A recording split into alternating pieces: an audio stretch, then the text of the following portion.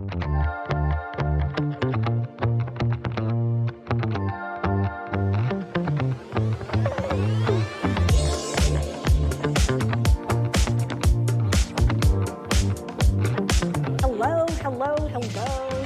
Anyway, welcome to the Digital Solutions track. So we're really excited that everybody is here today. So I like to start with, why are you here? Like a deep reflective question. And I kind of anticipated your response that you guys would all be looking like this. Like, I don't know. I got on the plane, I got my house in order, I finished my work, I barely am here. Why are you asking me these really deep reflective questions? But I think it's important to talk a little bit about why we are here. And for me, you know, there's the fun parts, heard the weather's nice, free drinks, karaoke. Dennis Webb, who's supposed to be in here, always tells us what digital dinosaurs we are, so that's always fun to look forward to. But I think the real reason that we're here is when you look at marketing and technology, it's really daunting. I mean, it's really overwhelming.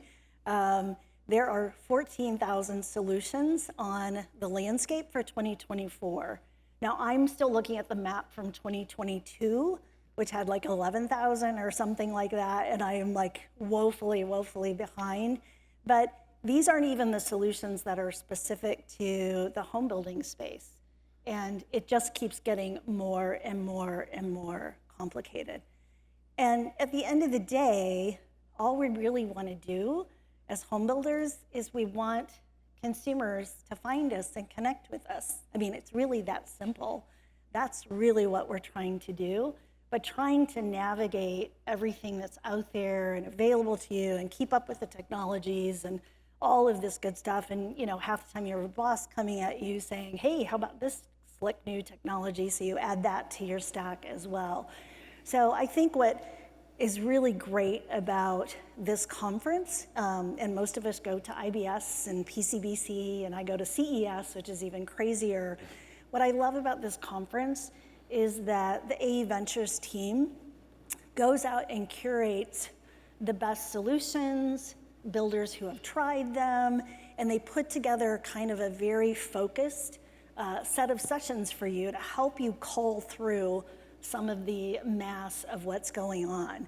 So as we look at this week, most of us will be together in these sessions. Some of you will kind of come and go out of this track, but for the most part, we'll be together, and we've got 5 hours to go into kind of some deeper looks at some of the solutions. We can't do all 14,000 in our 5 hours, and we can't even go super deep on the ones that we've selected, but hopefully what you'll walk out of at the end of this week is kind of your dance card, kind of, okay, here's some new solutions that I should look at. I heard from builders, good and bad, right? Things that worked, things that didn't work.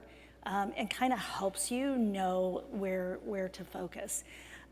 So we're gonna have 5 different sessions that somewhat follow the customer journey. And we're gonna start off today with attracting, but we'll kind of march through this journey through the week together. And this will be a lot more fun if you guys are interactive and heckling Kevin, wherever you are, Kevin, and weighing in, because your perspectives will be super useful as we go through this as well. And hopefully at the end of each session, we'll have a little time for Q&A, but if not, we'll be together, you know, at all of the social events and between sessions. So don't be shy in terms of your comments. And we've got an amazing lineup. So these are just the companies that will be speaking in our particular track this week. And these are some amazing players that are coming together trying to share what they have learned and their information. And what I do love about these sessions is that in each one of them, we have at least one builder voice to keep us grounded. In this case, it's Amy for this first one. But it's really the builder perspective on what have they done and what has worked for them, and give perspective on that as well. So we'll sprinkle builders into each session as well. So our first session is all about attracting. But before we go there and kick this off, we're very excited. We have Higharc here to do a presentation. And they're going to do a sponsor presentation for us. Really important, because without the sponsors, there would be no conference. And Higharc actually happens to be one of the thought leaders that's also in our sessions this week. So I would love to welcome Connor to the stage. Hey everyone, how's it going? I love coming to this conference because I see all my old friends. Anyway, all right. Let's see if my clicker is working. That's me. Just a little bit about me. I am the team today. Actually, Anthony came with me today too. He's part of the team as well, but I don't have a slide for you. Sorry, Anthony. But I've been in home building for 20 years, lucky enough to grow up in home building. And about 3.5 years ago, I switched from working for Homebuilders to working for Higharc, which is trying to do the same thing I was doing, but from the other side, which is help home builders build more efficiently, build better products for customers. I started out in customer service back in 2003 with Pulte. I remember telling my mother, I can't believe they pay me to do this job. I would do it for free. I would not do it for free anymore, but I do love this industry, and it's always great to get a chance to talk to everybody about something that I really care about. So just some percentages of things. This is a Builder 20 survey. You guys are all familiar with that. But almost half of everybody in the Builder 20s that we surveyed are looking to improve in these three areas. And that's not much of a surprise, but I think what is a surprise is the reason we don't actually get around to it. And that is things like the following. It's hard. It's hard to change when all of your systems are disconnected, when different departments can't talk to each other. When I started out in customer service, I just thought everyone else in the world were just complete morons, right? The construction team was terrible, and the sales team was worse, and the purchasing team was even worse.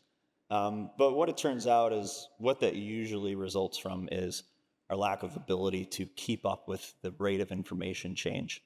And that causes lots of disconnected workflows, lots of problems within departments, and causes that kind of friction.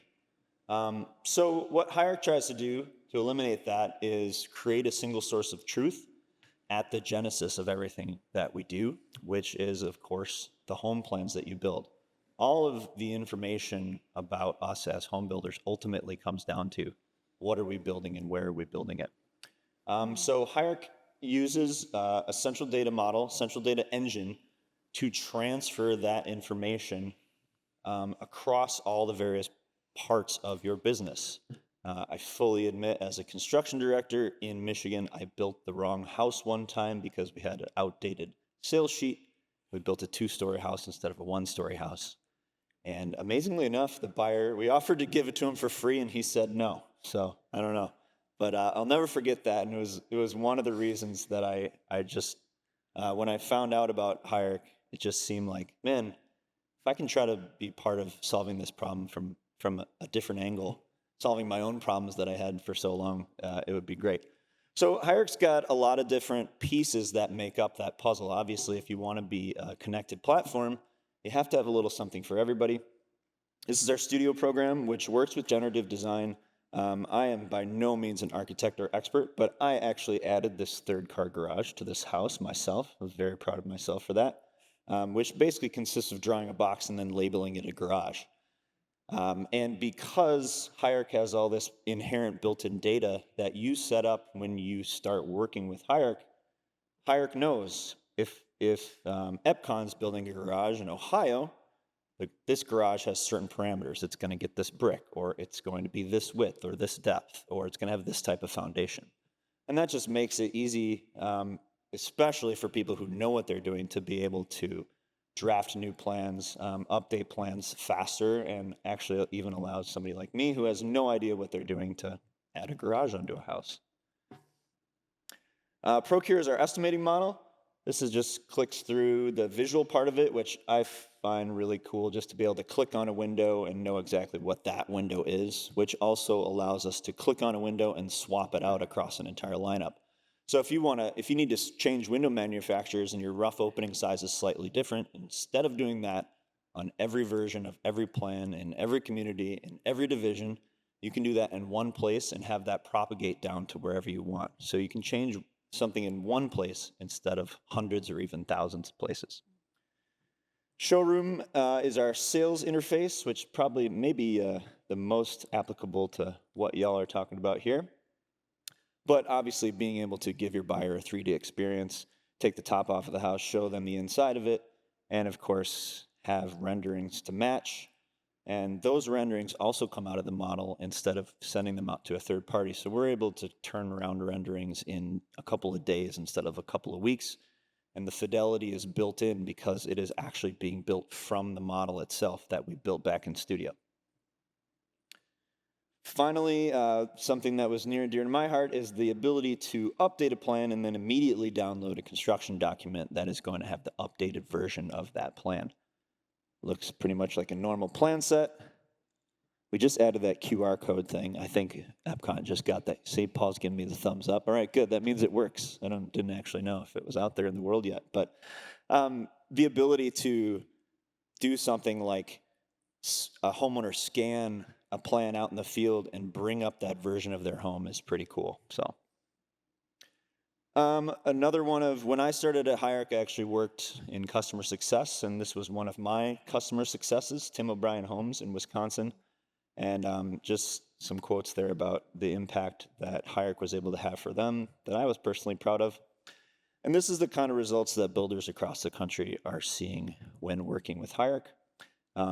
Saving time, controlling cost, and selling more homes. And that's all I got. If anybody's interested in hearing more, I'll be over here. I'll also be around. We have a booth as well. And yeah, thanks for your time, everybody. Thanks for allowing us to sponsor this presentation, and looking forward to hearing what's up next. Thanks. Great. All right. Thank you, Connor. All right, and Higharc will be back on a couple other sessions this week, so you'll get to see more of Higharc and what they're all about. Their approach is certainly very unique and different. So we're gonna move it along. So this first session is really about attracting. So unless you actually attract people to come talk to you, you absolutely will have no sales. That's really the only thing I can guarantee to you. But you've got to somehow get people attracted and attract to you. So this session is all about strategies and tactics. And I've got a little bit of framing that I want to do, not like framing the house. I was going to put that picture in there, but really kind of framing up this conversation. And the first one pertains to our aggregators, who I'll introduce here in a moment, in terms of Zillow and Realtor.com. We all know who Zillow and Realtor.com are. We know they have all of the shoppers that are out there, and they're super important. So we're going to be talking about that today and how to leverage that most effectively. What I think is important to frame for us is they have kind of their job and we have our job. And obviously, their initial job is to make sure that they attract the shoppers, right? That we have eyeballs, that they have people there. But it's very much like a farmer's market, right? So their job is to have the stalls, to have the people, to advertise, to get people to come visit, because nobody's gonna go to this guy's pumpkin stand and this guy's pumpkin stand and this guy's apple stand. They wanna come to a farmer's market. So their job is to attract those people and then have a platform that showcases properties really well. And then obviously, they want to encourage, that participation. So that's kind of their job, right? And that's kind of what we expect from Zillow and Realtor.com and any aggregator that we might work with. But the job doesn't stop there, because builders have a job as well. And I would say, as we go through the panels this week, one of the biggest messages is you need to embrace your partners, embrace those companies that you advertise with and work with. If you have an adversarial relationship, there's just not a lot of collaboration. And these guys have a lot of really good, deep knowledge on how to make things hum, because they see it work across different builders in this case. So the first thing you got to do is make sure that your produce or your product is really good, because obviously if you don't have good land, you don't have a good design, you don't build a good quality product, you've got a whole nother set of issues. But you want to make sure that you've kind of got your act together on that. But then you got to wash your pumpkins, right? So, if you have a beautiful home or a beautiful plan that can be built, but you put up a crappy black and white stick drawing or a blurry image or, no images or, really yucky text, that's the equivalent of not washing your pumpkins, right? And Zillow and Realtor.com can't do that for you. Well, they might, for a fee. I don't know, but it's your job to show up, have great product, and to make sure that you're showcasing it to the best of your ability. You also have to think about extra placement, right? So same at the farmer's market, there are premium spots and then there aren't. Sometimes you need premium spots on aggregator sites, sometimes you don't. It just depends on how the market's going. Do you want to spike velocity? And that's a good thing. But you have to understand what those opportunities are so that you can make those wise decisions. And you have to have a good reputation, because everybody milling around the farmer's market will be talking about that guy has sour apples, don't go over there. Oh my gosh, that pumpkin's horrible, it's mushy, don't go over there. Same with ratings and reviews, right? Our customers are constantly talking. And the minute they get interested and excited about you on Zillow or Realtor.com or wherever they find you, they're going to check out the reviews to see what kind of builder that is. So you have to worry about your reputation. And then last but not least, you do have to work the leads, right? So if people come up to your stand and they express interest, you can't turn your back on them and say, I'm too busy, I can't work with you. The whole point is that connection. And my message to you is Zillow and Realtor.com have done a great job pulling in these shoppers and the audience, but it's your job to kind of connect with them and make sure, and I always call it, get more than your fair share, right? Do such an amazing job on your story and on your content that you kind of get more leads than everybody else, right? So, just want to kind of tee that up as we start to talk about them. And then another very different thought, because we're going to hear from Audience Town a little bit later today. This is a slide I had in a PCBC presentation I did in 2023. And it was called Everybody Lies, and that was just kind of a way to get everyone's attention. Although that is an amazing book. If you haven't read it, it talks about how statistics lie, and it talks about how when you look at Google, what people really tell you versus what they search on is, very different. So it's a fascinating book. But the whole premise of my talk was we get lots of data and information, but half of it's wrong, right? And we make the wrong assumptions because everybody wants to claim credit for the lead. Everybody wants to claim credit for the sale. We know it's a very multifaceted, very complex way to go through that. And I share the slide with you because I put up this slide and said, okay, you builders, you got to figure out how to normalize your data. So you got to take your info from Zillow, your info from Realtor.com, New Home Source, your pay-per-click, all these different avenues. You've got to put it together and normalize it. And they all looked at me like, yeah, you're crazy. Because it's hard. It's really hard to do that.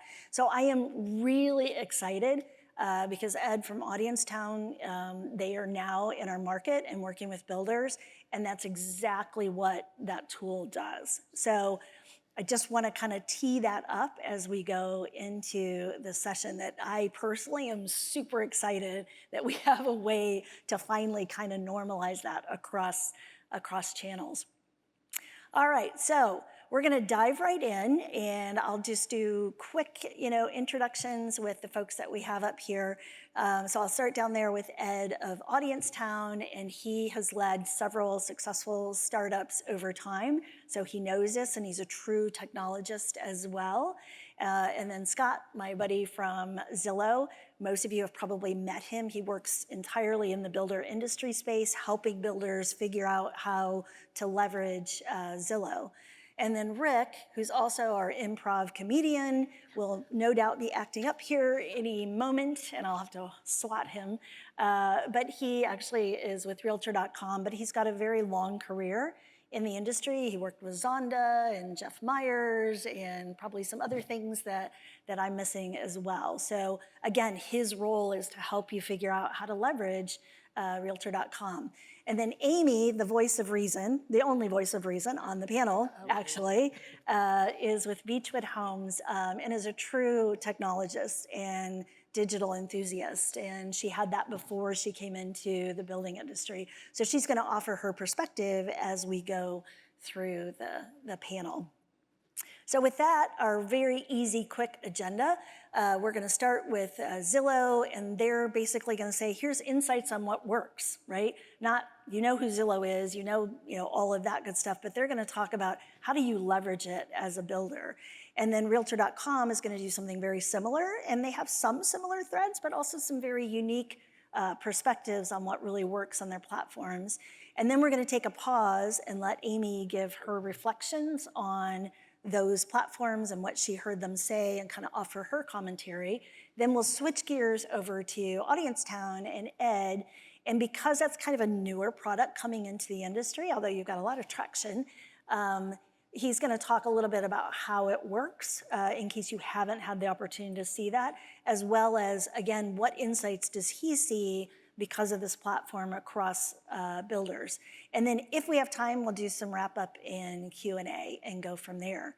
So with that, I am going to turn this over to Scott at Zillow. I'll slide that down. Thank you. And let him take it away. Timer and go. So, okay, so you started with statistics are lies. So let me go ahead and start with a statistic. So that and wash your pumpkins. That's what I'm taking from this session today. Statistics lie and wash your pumpkins.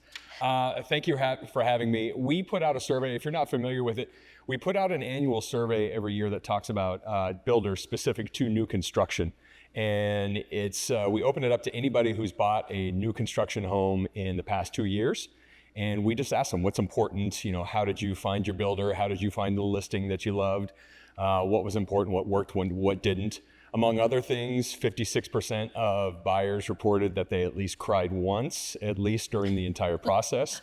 They were not tears of joy, they were frustration, so on and so forth. But there's momentum in the new construction industry, as you guys know. Some days it doesn't feel like it. Other days, it's there. And buyers are gaining momentum and really considering new construction as a means to solve the affordability issue, the inventory issue. There is momentum here. You guys, builders, with their incentives and other advantages that you have over the resale industry, are starting to gain some attraction.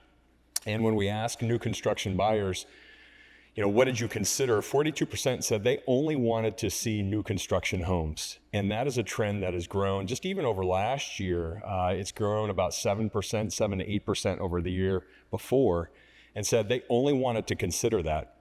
Now, on the flip side of that, I think about 58% of those people who didn't even think about new construction. How are we getting in front of those people? And the reason why we're here is content. How your listings show up are not only trying to gain their attraction, but also compete with resale. People are looking at those side by side, and those listings that have that immersive technology on them are the ones that are going to win.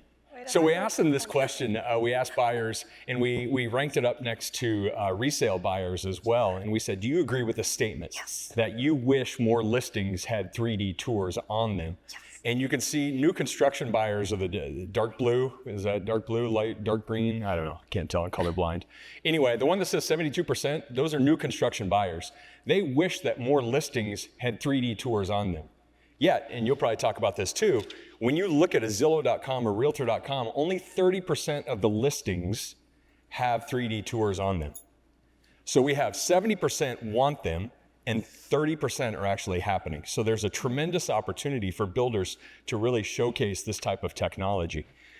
We really started to see this gain traction in the pandemic. People were stuck in their homes. They wanted to, basically go and take a mental trip out of their cooped up, wherever they were, and into a bigger house or bigger space. And 3D tours, floor plans, that kind of immersive technology allowed for that. And that's where we saw crazy adoption. That used to be, you know, a nice to have. It was novel to have that on your listings. Now it's expected. And the time that has happened is a short amount of time. This is now becoming a change that is here to stay. It is something that needs to be on your listings if you want to remain competitive out there. And then the one down below I thought was really interesting. I prefer 3D tours over in-person viewings. You know, 50% of new construction buyers, who are usually more tech savvy than resale buyers, in our reports, that's what they're reporting to us. They want to do a 3D tour instead of an in-person tour. So 50-50. This is an example of what we have in place. So this is a solution that we came out with a couple of years ago, where we're incorporating a little bit of AI in there as well. But this is a photographer that goes out to the listing, shoots the photo, does some great listing photos, and then he puts like a big QR code, which, by the way, I thought QR codes were expiring, but they're back with a vengeance. They're back. They throw a big QR code on the floor, and it creates this floor plan as well, in addition to the listing photos. So a consumer who's online, this is what they want. They want to be able to look at the photos, great. They want to be able to look at a floor plan, or they want to do this walkthrough as well. So this is the kind of content that resonates with buyers today. I mean, gone are the days of 15 photos and a listing description. You know, I think about the gym analogy right now. You know, for some of us, this is emotionally scarring, but you go back to PE and, you know, you had two team captains who were selecting teams. And, you know, you never wanted to be the last person to be selected on a team, right? Or in that selection process. Well, those listings, well, imagine those people who are, you know, being selected last. Those are the listings that don't have this kind of technology. Like, people are online and they are pushing aside the ones that don't have virtual tours, floor plans on them, and so on and so forth. They're only looking at the ones that have this type of tech on there.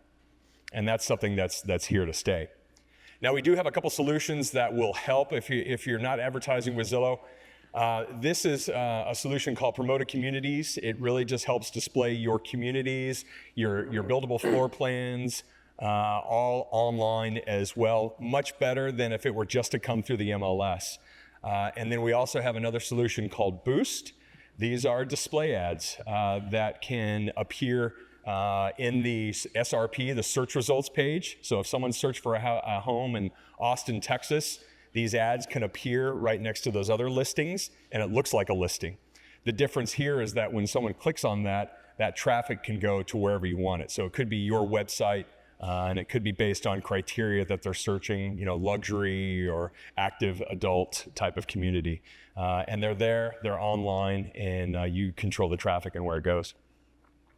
Perfect. Great. Stand-up comedian, you ready? Well, that's quick. Is that it? You guys You must have clear. I do. I'll just breeze right through it. I'll just breeze right through it. Cool. Well, thank you, Zillow. Hi, everybody. My name is Rick Baldonado, Realtor.com, National Director. As Melissa mentioned, I spent 25 plus years in this industry working with home builders directly. With Carolyn, I remember Carolyn back in her days with Morrison Homes, and all, that's going way, way, way back. And so my approach to all this is from the data side, the feasibility, right? You know, kicking dirt and talking to the capital partners and data. Well, this is big data right here, okay? We are your digital supermarket superstores. Every single one of you in this room right now, you shop both at Walmart and Target. Consumers are gonna shop on both Zillow and us, okay? They're seeing the inventory, is the pricing correct? You know, am I seeing the right benefits and the features and et cetera?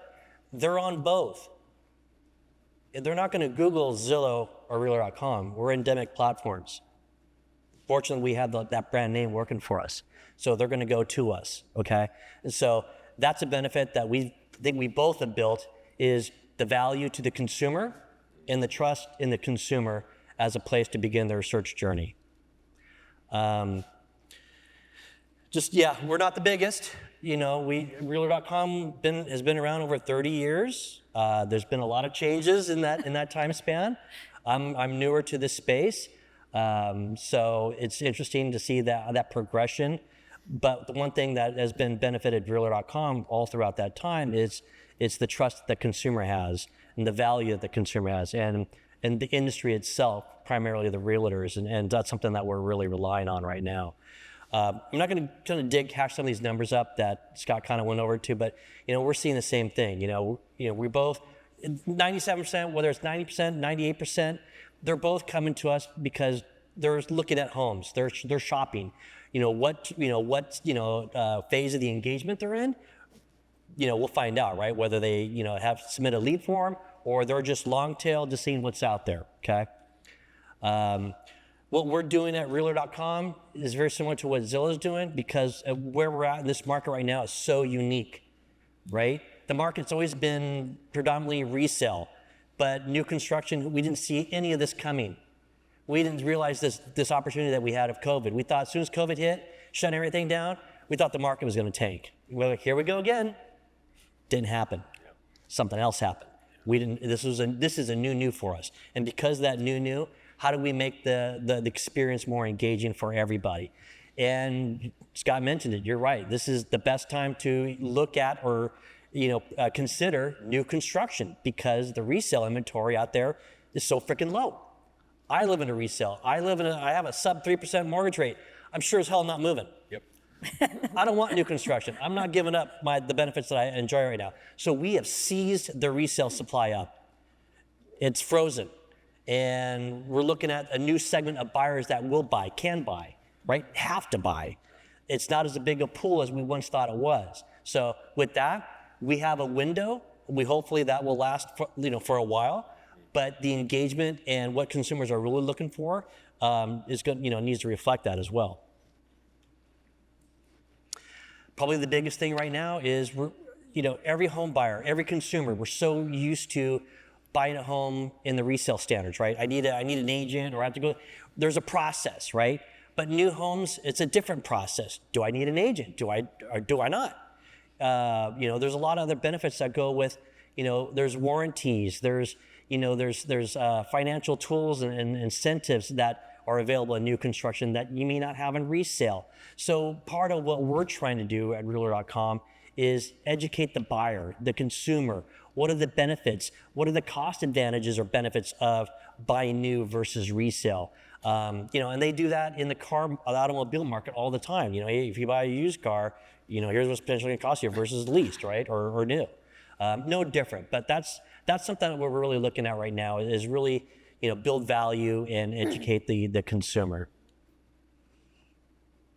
Very similar to what Scott, has said, what Zillow has. We're not, nothing's dropping from outer space differently that we're both doing here.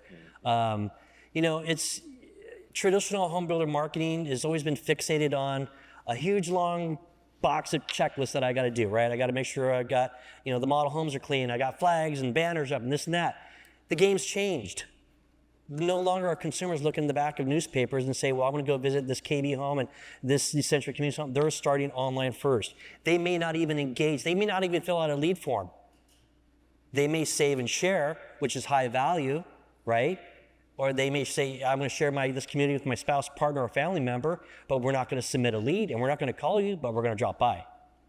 Okay? So that is all the more importance and relevance to be online, to have your content, have it engaging.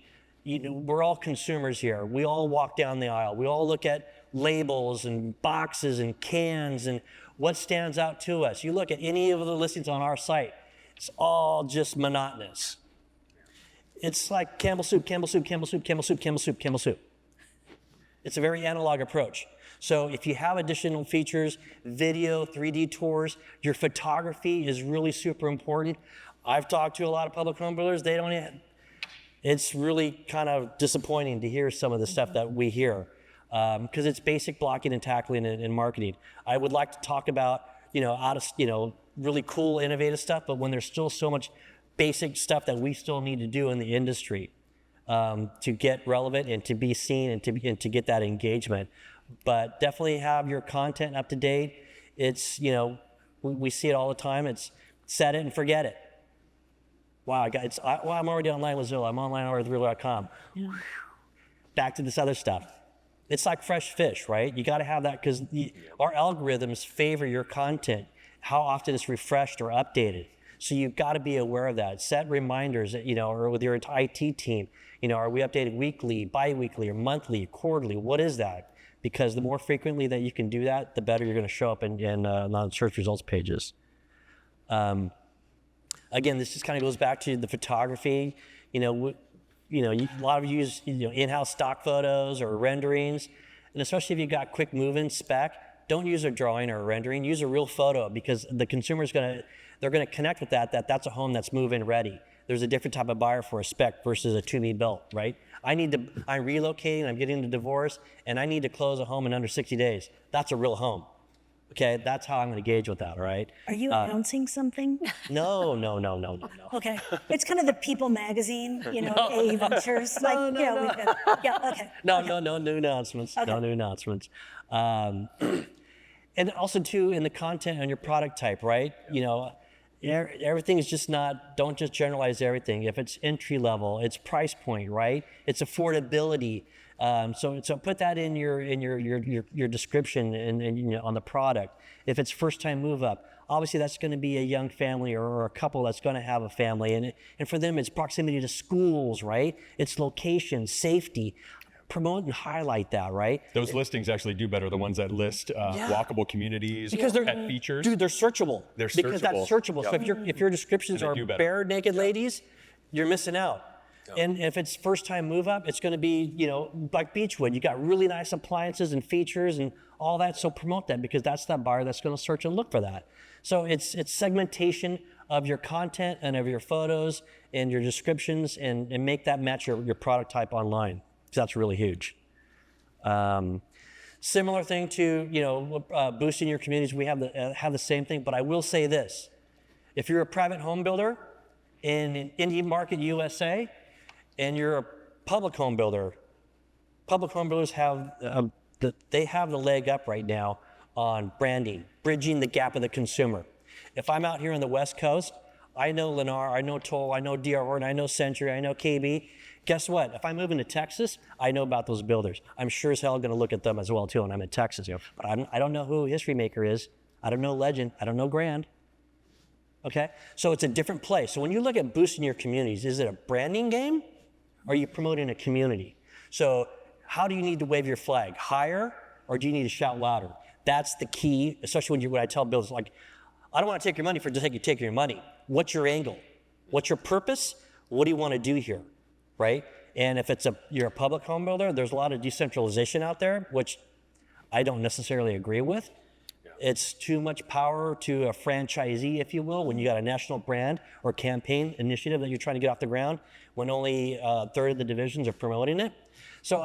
Or a private builder, you've got different ways of pivoting when the big builders, they can't. So these are unique tools that you could use on platforms and sites like ours, right? Is just being very strategic. Am I in a market like Houston where you'd say, I want to look at new construction and I look at a price point and there's 30 search result pages, right? Yeah. You're going to get lost in the shuffle if you just got listings for your leads. But if you get display and we get savvy with it, then you're going to show up on search results page number 1, which that's going to allow you to play the game a little bit better and be smarter about it. Okay. Same thing, social media does extremely well. Same thing with Zillow, with us as well too. The great thing is it's retargeting the consumer that's, on our site. So it's not just a general placement of Facebook. It's like, hey, they're on my site, realtor.com, and they're looking in Houston, and then a couple hours later on Facebook, your ad will get reserved up on there. So you're fishing in the right waters, essentially. And that's really it. But you guys, it's a unique market that we're in right now. We don't know. Again, real estate is cyclical. We all know that. We never know how long it's going to last. But we got to make hay when we got to. And I know it's very difficult to do this. But if you have that ability to long tail, to tap into that consumer that may not be in that market right now, but maybe is looking in summer of next year, that's a win. But it's very challenging and difficult to do that. But that's what's essential to do in this marketplace in home building. So. Great. All right. Well, thank you very much. All right. So now we'll pass the clicker over to Amy. Now we're going to get some builder perspective on kind of Zillow and Realtor.com and aggregators. Right. So not going to click yet because I didn't do any fancy slides. I just have bullet points. So, but I do have, I already wrote down content on my notes over here. I can see it, yes. That's my entire life. But just a little bit about Beechwood so you understand, our perspective.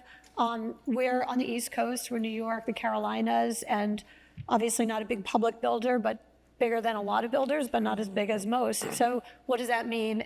We have budget to do some great things, but also we have, an executive team that's saying, okay, if some of our communities are 5 houses and some are 800 houses, how do we decide when to use products like these and when we're going to blow the budget on a few houses? So we do 55 plus communities, we do luxury rentals, we do single family homes, we do townhomes, and we do commercial retail. So every one of those products needs a different kind of marketing.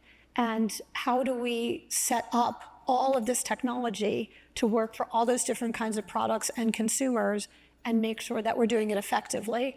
And at the same time, create content, because that is the bane of our existence.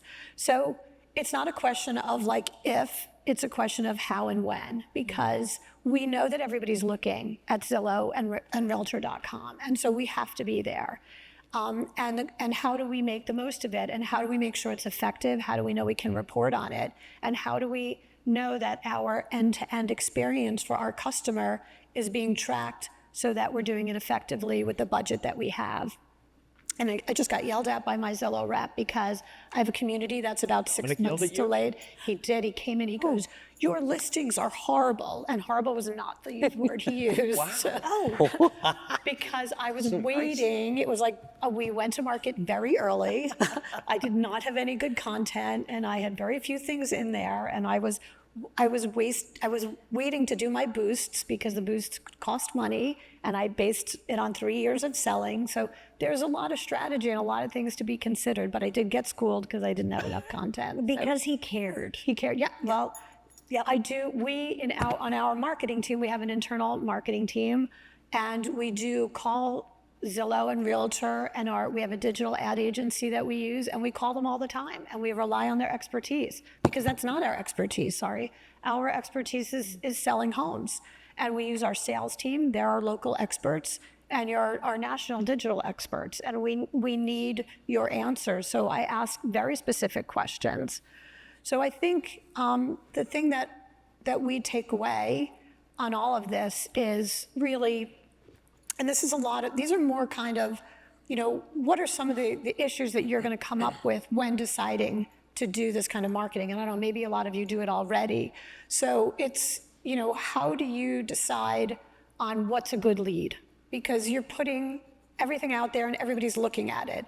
You don't know everybody, you're watching the click-throughs, you're watching form fills. You need to decide what's a good lead and how to do that.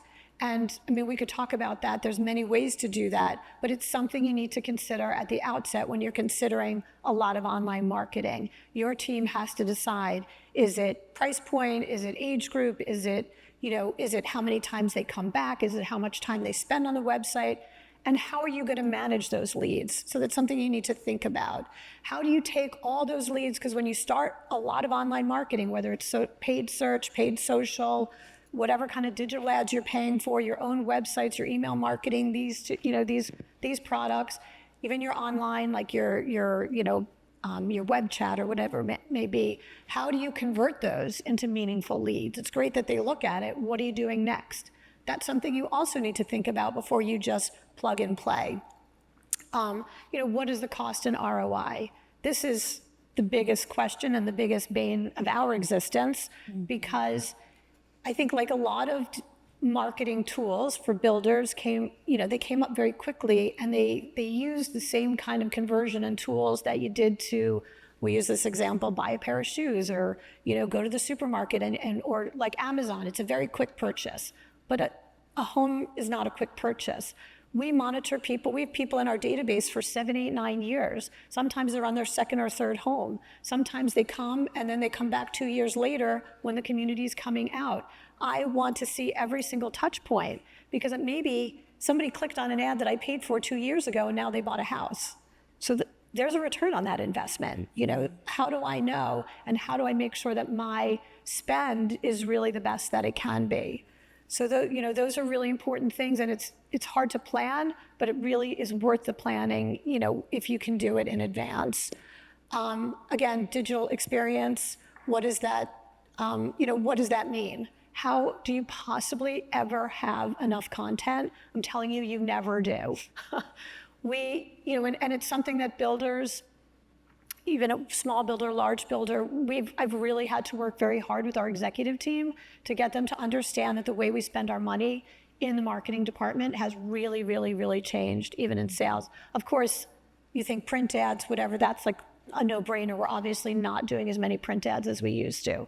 But we take that money and I pay for videographers and social media teams to go out thousands and thousands of dollars each month, because that's what people want to see. And if I don't have that, they're not going to click on our ads. Time-lapse cameras are amazing. You might think about that. We're putting up buildings. They want to see the progress, and they want to see what's going on all the time. So it's great to have a time. If you can get a good one, that's going to get you some, yeah.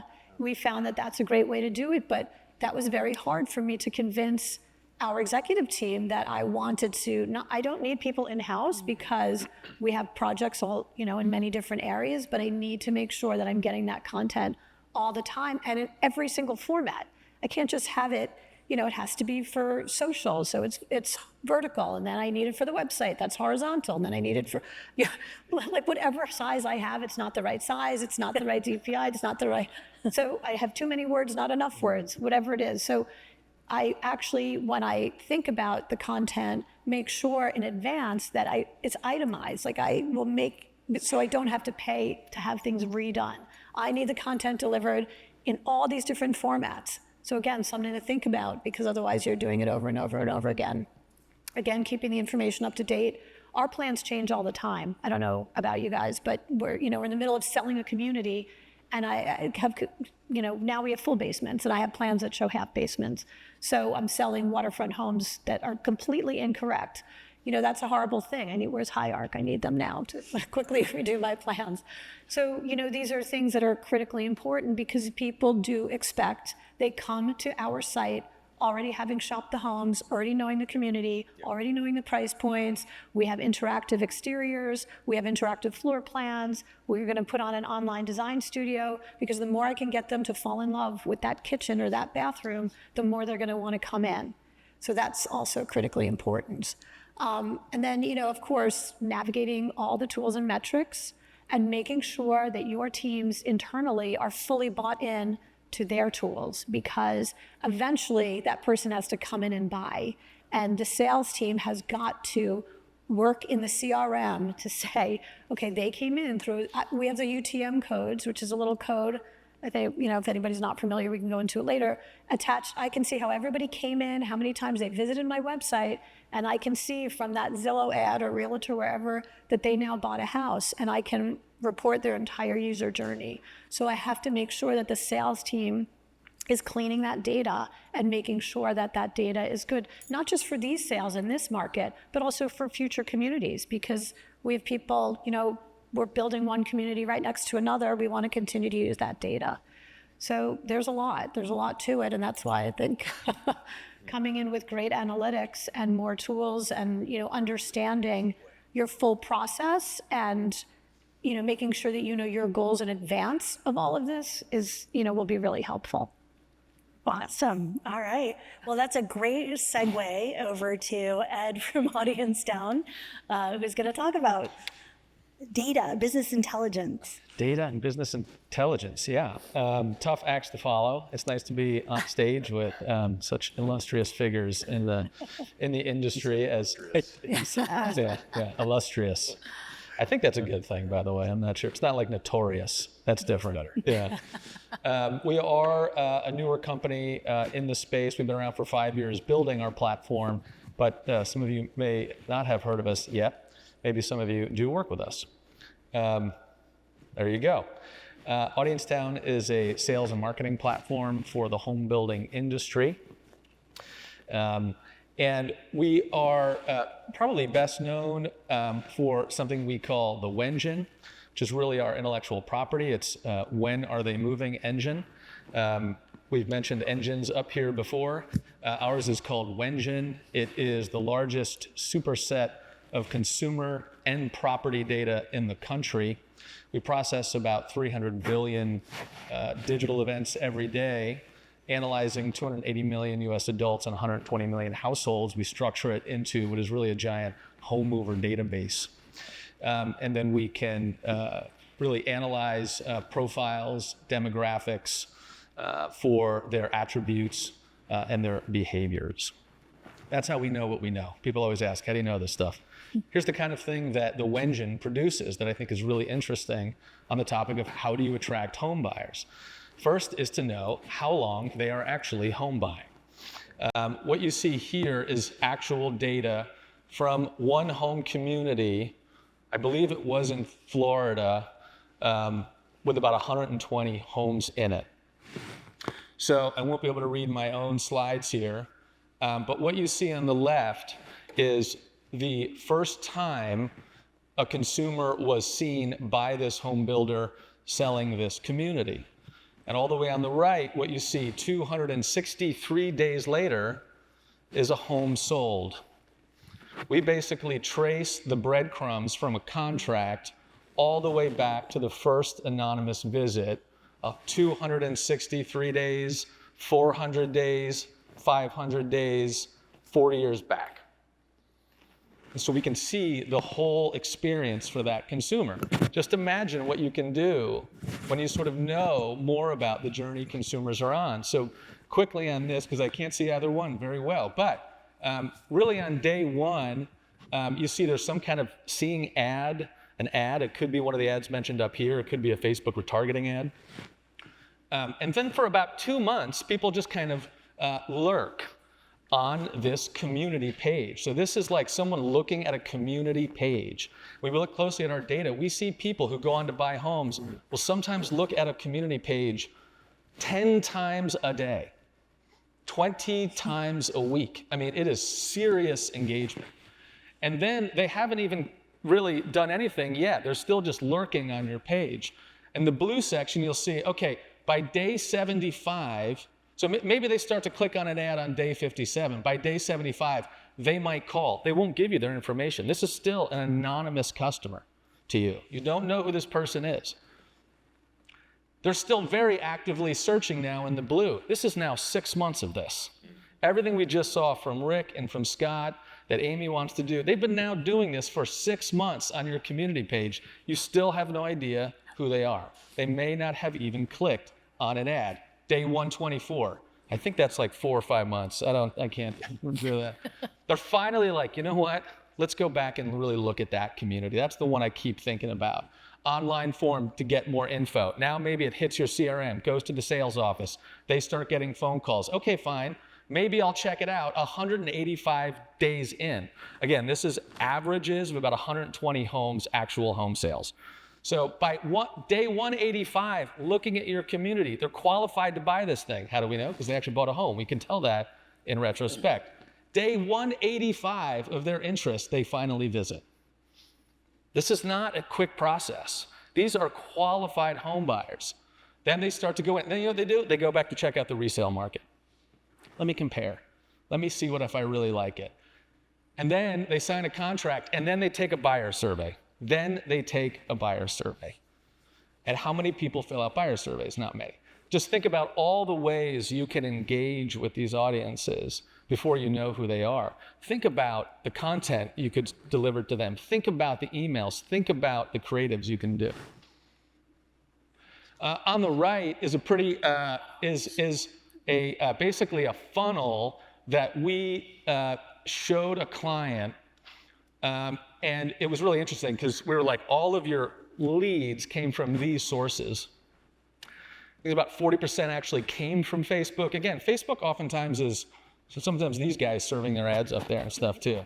So that's Meta. About 20% were coming from Zillow. There were some coming from signs. About 11% actually came from search, and then some portal named homes.com actually crept in on this funnel. I don't know who that is, but And then they said, so this is 1,000 people that came in and became leads for this home builder. And we said, well, what is your funnel? And they said, here's what we know so far. We have 10 forms. And according to the forms filled out by home buyers, 60% came from road signs, 30% from search, and 10% from Facebook. That's where they thought their customers came from. They had 10 forms. We gave them 1,000 anonymous leads coming from these sources. It's amazing what you can do when you kind of know what people are actually looking at. You can attract more home buyers just by knowing who they are better. It's kind of that simple. There are insights that you can generate. There are ways to market to them once you know if they're actually likely to buy a home. And then on the right, you can see things. These are various cartoonish versions of our platform, but you can start to see this sort of conversion path. When you know your customers, you sell more homes. You kind of know what they want. It's a consumer-centric era. So this is what attracts buyers, personalization. I have some case studies here. On the right is my favorite one. When are people moving and what do they like? There's a lot of data here, but the 61% one is the most fun. Big home builder community. I think it was a William Ryan one. They were looking at analyzing their traffic with Audience Town. They found that 61% had big dogs. And actually even a larger percentage had 2 or more dogs. So it was like 80% of the traffic coming to their website has dogs. They had an optional dog shower. I guess it's a pretty common thing, a lot of new home construction. You can build a dog shower like right in the mudroom. That was like an option they had. Rebranded the whole website with dog showers, made dogs. It was about the dogs and the showers and the dogs and that's what they did. So that's how, when you know what your customer wants, you give them what they want. Other people actually change one of the most interesting things is people actually just changing their prices. Because, and I'll give you that one. Here's Miranda Homes out of Pittsburgh. They had a community with a lot of $600,000 homes and then $1 million homes. The 601 sold out. And then they realized everybody coming to the community page actually wasn't even qualified to buy the $1 million homes. So they were like, oh no, all we have are these expensive homes. We have to reformat a bunch of stuff. We have to redo our creative. We have to try to attract people who can afford $1 million homes. So they basically changed everything about the marketing of this community to attract $1 million home buyers so that the $600,000 home buyers, don't sort of throw off their metrics. They didn't spend any more on marketing. I think they actually even did it for less, and they sold $1 million homes for less marketing budget. So there's a lot of cool things and tools. These are some of our screenshots, just to give you examples of what this stuff looks like in actuality and aren't just like abstract. They're dashboards, they're analytic screens, they're bars and graphs, they're little numbers, but they can tell you everything about what home buyers want, and you can learn a lot about your own sales process, about the price your homes should be when you kind of know who they are and when they're looking to move. So all kinds of fun ways to attract home buyers using technology and data. Tools like ours are common in other industries. They're very expensive in other industries. We've made them affordable and easy to set up here for home builders. So check us out or ring me up. Thanks. Awesome. Great. All right. Okay. All right. So we've got a little bit of time here. We're going to pass it back to Amy for her reflections, and then we'll move on from there. Okay. There I am again. Thank you. Deep thoughts. I didn't my Deep picture get thoughts up with there. Amy. That's what it looked like to me. So I think, we had conversations, we met. So I started in design and building, and then I kind of, in my career, went over to like fintech and healthcare tech and spent a lot of time in data and launching software.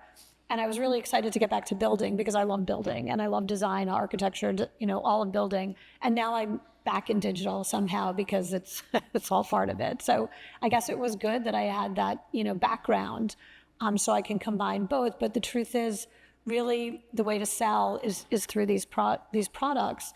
And what I found is that it is very hard to get a handle on it. And I've been trying to create reports for a very long time that will really reflect all of our marketing efforts and all of our sales efforts. So it's analog and digital. It's, it's boots on the ground and it's kind of, out in the ether. And how do we know what that is? So I think the important thing when you're looking at all the technology, because I think we must have 15 different subscription softwares, and every time I find one, we're like, oh, we love this. This is great. This is going to solve all our problems, but it doesn't talk to any of these. And so then what's happening on my back end, what's happening on my website, what's happening in my database? Like, I can't just fall in love with some software that I think is going to save me.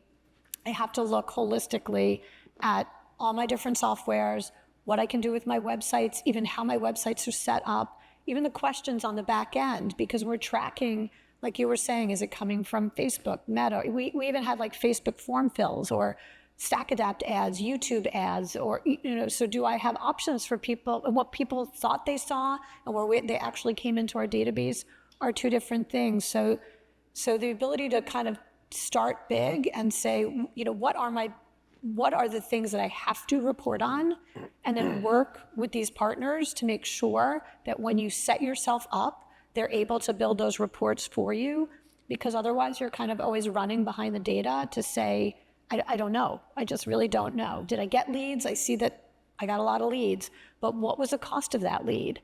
If I have a big community with 800 homes, maybe it doesn't matter because each cost me a couple of bucks or $100 at the most. But if I have a small community, maybe I spend $10,000 on that lead. That and a broker fee, like I blew my budget right there.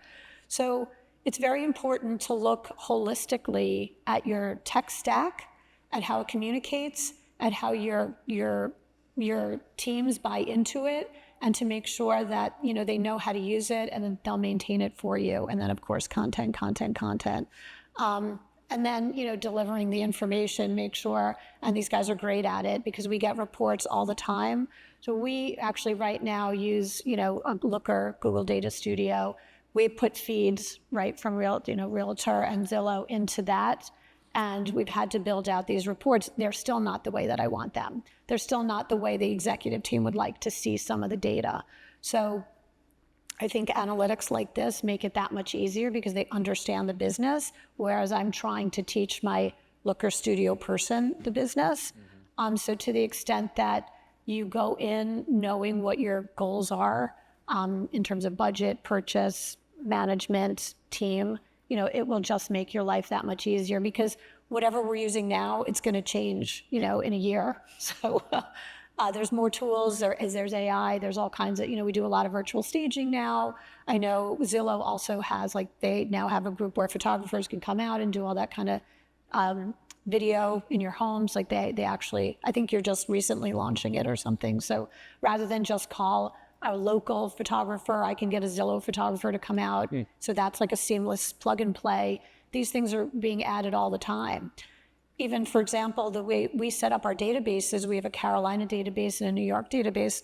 Well, so I have to pay for 2 subscription services for a lot of things. That makes no sense. So it's really important as a business to think not just how you're doing your accounting and your building and all of this, but if this marketing becomes very important, and you have a lot of digital marketing partners, just to really think about, take a little time, learn, figure out the implementation, spend time on training, make sure you have documentation, make sure that more than one person knows what's going on, because, we'll have a train the trainer model where we have the expert in Zillow or digital listings, ILS, or the database, and then we can always go back to them. We don't have to, we're not like in a desert if that person's on vacation or they end up leaving or something like that. So, but the results are great. So great. Well, some good stuff. Well, we're getting close to the end of our time. I did wrap up with just a few tips, and I'm not going to go through all of these. We've kind of touched upon them. I think, kind of what I heard, across the group is the collaboration is really vital, that you've got a partner. And I love that the Zillow rep called up Amy and yelled at her. And I'm sure he did it very diplomatically, but that is the kind of collaboration, and these partners are looking out for you, trying to help you get success out of their platform. And I can't say how excited I am about Audience Town in terms of kind of finally pulling that synthesis of different data elements, which will help all of us understand the platforms and how they're performing and how to leverage them. So with that, we're going to wrap up because we are pretty much at time. Thank you.